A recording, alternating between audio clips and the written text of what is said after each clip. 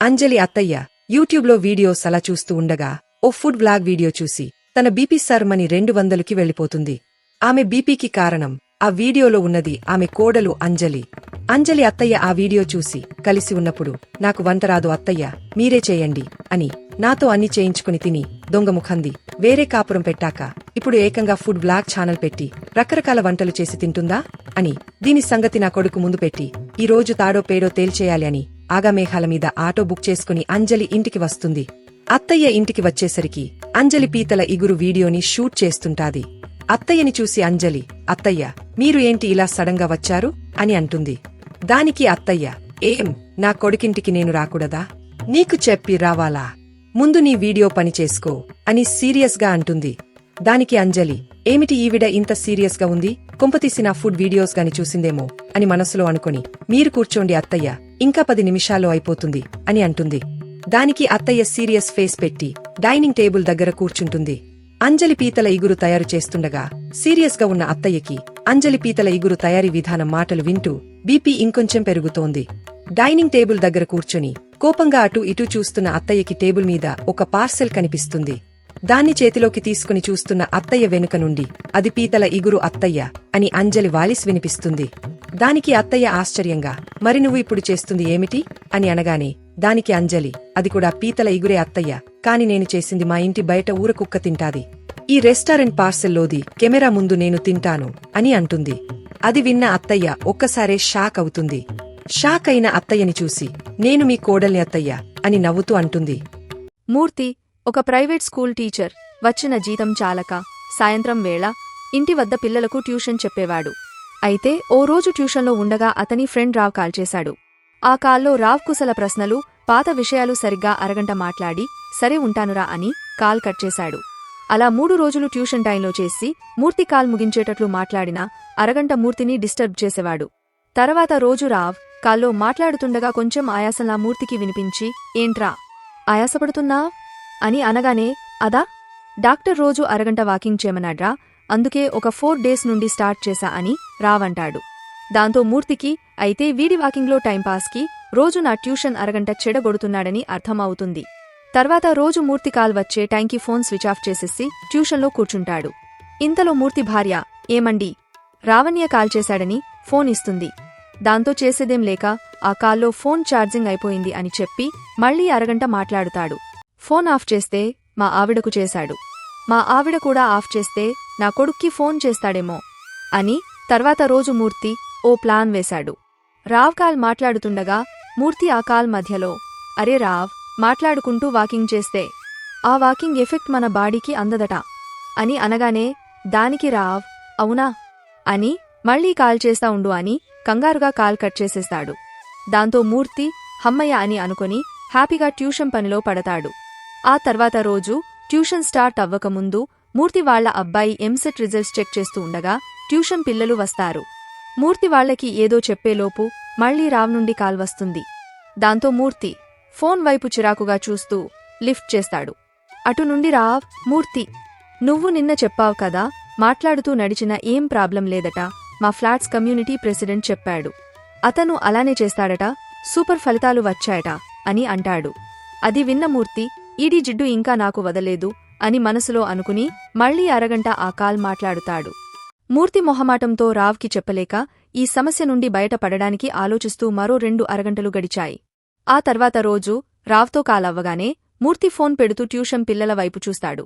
అందులో 2 పిల్లలు ఒక్కడితో ఒకడు సౌండ్ రాకుండా వాదించుకుంటుంటారు. అది చూసిన మూర్తి వాళ్లని మందలించి వాళ్ల సమస్య ఏంటి అని అడుగుతాడు. వారిద్దరూ చెబుతున్న సమస్య వింటుండగా ఆ పక్కనే ఉన్న తన కొడుకుని చూస్తాడు. వీళ్ల సమస్యని తన కొడుకుని మూర్తి మార్చి చూసేసరికి మూర్తికి ఒక కత్తిలాంటి ఐడియా వస్తుంది. మూర్తికి పట్టిన జిడ్డును వదిలించుకోవడానికి వచ్చిన ఆ కత్తిలాంటి ఐడియాని రావ్ మీద ప్రయోగించే సమయం వచ్చేసింది. రావ్ మూర్తితో కాల్లో మాట్లాడుతున్నప్పుడు మూర్తి కొంచెం డల్గా మాట్లాడుతుంటాడు. అది విన్న రావ్ ఏమైంది మూర్తి అంత డల్గా మాట్లాడుతున్నావ్ అని అడిగాడు. దానికి మూర్తి అదేమీ లేదురా రావ్, చిన్న సమస్య వచ్చింది అని అంటాడు. దానికి రావ్ ఏంటి అది అని అడుగుతాడు. దానికి మూర్తి ఏం లేదురా, మావాడి ఎంసెట్ రిజల్ట్స్ మొన్నే వచ్చాయి, ఇంజనీరింగ్ సీట్ కోసం ఒక 3 లక్షలు మనీ తక్కువ అయ్యాయి, అవి అరేంజ్ చేసే పనిలో ఉన్నాను, అదే ఆలోచనలో ఉన్నాను అని చెబుతాడు. దానికి రావ్ ఓహ్ అలాగా అని కొంచెంలో వాయిస్లో అంటాడు. ఆలో వాయిస్లో రావ్ వెనుకంజతనాన్ని గమనించిన మూర్తి ఇంకొంచెం డోస్ పెంచుదామని డిసైడ్ అయ్యి, రేయ్ రావ్, తెలిసిన వాళ్లని అందరినీ అడిగారా?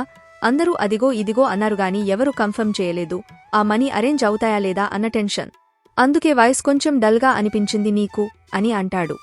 దానికి రావ్ అరేంజ్ అవుతాయిలేరా, వస్తాయిలే, టెన్షన్ అవ్వొద్దు అంటూ, సరేరా, ఇంకో కాల్ ఏదో వస్తుంది, మళ్ళీ చేస్తా అని అరగంట అవ్వడానికి చాలా టైం ఉన్నా కాల్ కట్ చేస్తాడు.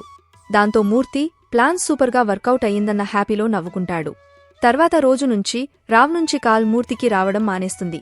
దాంతో మూర్తి ట్యూషన్కి ఎటువంటి ఆటంకం ఉండదు. ఇతని పేరు బద్దక వీర. ఇతని దినచర్య ఇంట్లో పెట్టింది కుంభాలు తినడం, చెవిలో హెడ్సెట్ పెట్టుకుని మొబైల్లో వీడియో గేమ్స్ ఆడటం.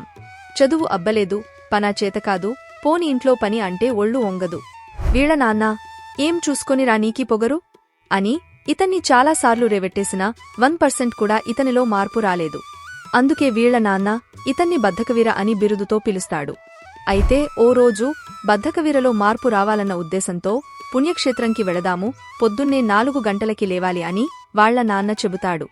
అయితే రాత్రంతా వీడియో గేమ్స్ ఆడటంలో నిమగ్నమై తెల్లవారి ఎంత లేపినా లేవకపోవడంతో ఇంటికి తాళం వేసుకుని వాళ్ల ఫ్యామిలీ పుణ్యక్షేత్రంకి వెళ్లిపోతారు. ఈ బద్దక వీర సాయంత్రం 5 గంటలకు లేచి ఇంట్లో ఉన్న పిండి పదార్థాలు తిని మళ్లీ ఫోన్ పట్టుకుని గేమ్స్ ఆడటం మొదలెడతాడు. అలా అర్ధరాత్రి గడుస్తుంది, మధ్యలో కరెంటు పోతుంది. ఆ చీకట్లోనే గేమ్స్ ఆడుకుంటాడు. తెల్లవారేసరికి వీళ్ల ఫ్యామిలీ ఇంటికి వచ్చి చూసేసరికి ఇంటికి తాళం పగలగొట్టి ఉంటుంది. దాంతో కంగారుగా తలుపు తెరిచి చూసేసరికి ఒక అతను నేలమీద స్పృహ కోల్పోయి పడి ఉంటాడు. అతను చూసి వీళ్ల నాన్న లేపటంతో అతను లేచి వణికిపోతూ, దెయ్యం మీ ఇంట్లో దెయ్యం ఉందండి అని అంటాడు. దానికి వీళ్ల నాన్న, ఇంతకీ నువ్వు ఎవరు అనగానే అతను నేను ఒక దొంగని అంటాడు. దాంతో వెంటనే పోలీసులకు పిలిచి అతన్ని పట్టిస్తాడు. ఆ తర్వాత వీళ్ల నాన్న ఆ పడుకున్న బద్ధకవీరాని లేపి, రాత్రి ఏం చేశావురా?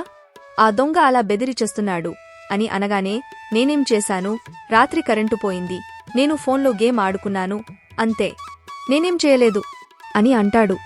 దానికి వీళ్ల తమ్ముడు, వీడు గేమ్లో ఓడిపోయినప్పుడు ఆ చీకట్లో అరిచి ఉంటాడు, దాంతో ఆ దొంగ దెయ్యం అనుకుని పడిపోయినట్టు ఉన్నాడు నాన్న అని అంటాడు. ఇంతలో వీళ్ల నాన్నకి పోలీస్ స్టేషన్ నుండి ఫోన్ వస్తుంది. ఆ కాల్లో మీరందరూ స్టేషన్కు రావాలి అని అంటారు. దాంతో పోలీస్ స్టేషన్కి వచ్చిన ఫ్యామిలీకి ఆ పోలీస్ కృతజ్ఞతలు తెలిపి, అంతర్రాష్ట్ర దొంగని మీరు పట్టించారు, వీడి కోసం మేము చానాళ్ల నుంచి వెతుకుతున్నాం, అయినా మాకు దొరకలేదు. వీడిని పట్టించినందుకు మీ అబ్బాయికి సాహస వీర సర్టిఫికెట్ ఇస్తున్నామని ఇచ్చి కొంత ధనము కూడా ఇస్తారు. ఆ తర్వాత రోజు వీరా కోసం పేపర్లో, టీవీల్లో, సోషల్ మీడియాలో తెగ హల్చలవుతుంది. ఇంటికి చాలామంది వచ్చి సెల్ఫీలు తీసుకుని వీడియోలు తీసుకుని కొంతమంది డబ్బులు కూడా ఇచ్చి, నీకు జాబు మేము ఇస్తాము, నీకు ఇష్టమైతే చేయొచ్చు అని చాలామంది బ్రతిమలాడి వెళ్లిపోతారు. ఒక్క రాత్రితో ఇంత పబ్లిసిటీ వచ్చేసరికి ఆ బద్ధక వీరాన్ని చూసి వాళ్ల నాన్న ఆశ్చర్యపోతాడు.